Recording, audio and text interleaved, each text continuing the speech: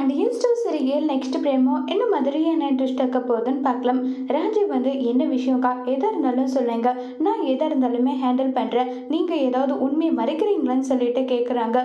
அது வந்து நான் உங்ககிட்ட எப்படி சொல்கிறதுன்னு தெரியல, ஆனால் சொன்னால் அதை நீ என்ன பண்ணுவேன்னு எனக்கு யோசனையாக இருக்கு, அதை நினச்சி பயப்படுறேன்னு சொல்கிறாங்க. முதல்ல என்ன விஷயன்றத சொல்லுங்கள், அதுக்கப்புறம் எதாக இருந்தாலும் பார்த்துக்கலான்னு சொல்கிறாங்க. நான் வந்து எம்ஏ வந்து படிக்கவே கிடையாது, நான் படித்தது 12ஆம் கிளாஸ் தான் சொல்கிறாங்க. இதை கேட்ட ராஜு, என்ன சொல்கிறீங்க, உங்களுக்கு வேறு ஏதாவது வந்து மெமரி லாஸ் மாதிரி ஆயிடுச்சா, திடீர்னு என்ன இப்படி வந்து சொல்கிறீங்க நீங்கன்னு சொல்லிட்டு கேட்குறாங்க. நான் சொல்கிறது எல்லாமே உண்மை தான், நீ நம்பினாலும் சரி நம்ப கட்டியும் சரி, இதுதான் உண்மைன்னு சொல்லிட்டு சொல்கிறாங்க.